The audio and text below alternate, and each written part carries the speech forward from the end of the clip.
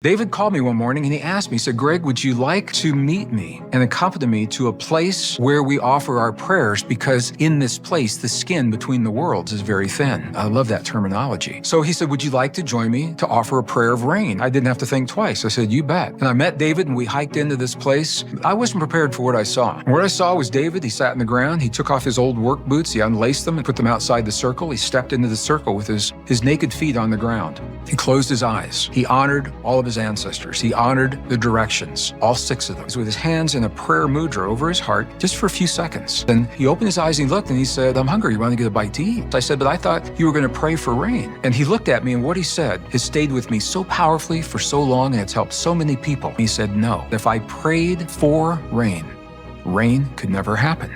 He said, because the moment I pray for rain, I have just told the universe that rain does not exist here. And I said, well, if you didn't pray for rain, what did you just do? And he said, when I closed my eyes, I felt the feeling of what it feels like when it rains in my Pueblo village. To stand with my naked feet in the mud, and the mud is there because there's been so much rain. I smelled what the rain smells like when it rolls off the earthen walls. To walk through the corn that's this high against my naked chest, and it's this high because there's been so much rain to grow the corn, and then I give thanks of gratitude and appreciation for the rain that has already happened. He's brought together so many of the concepts. He's acknowledging that there's a field out there, number one, that he's communicating with that field. He's acknowledging that the feeling is the language that the field recognizes. Is not so much about the words. The words can be spoken. However, if the words are spoken, the goal is to create the feeling. And he's acknowledging that he has the potential as a human in the presence of this field to reach inside the field, the realm of all things that are possible, and isolate the possibility of his choice and collapse that potential into something real in our world. And he's doing it through a very sophisticated internal technology that we call the lost mode of prayer. It is a feeling-based prayer. The key, feeling as if the prayer is already answered.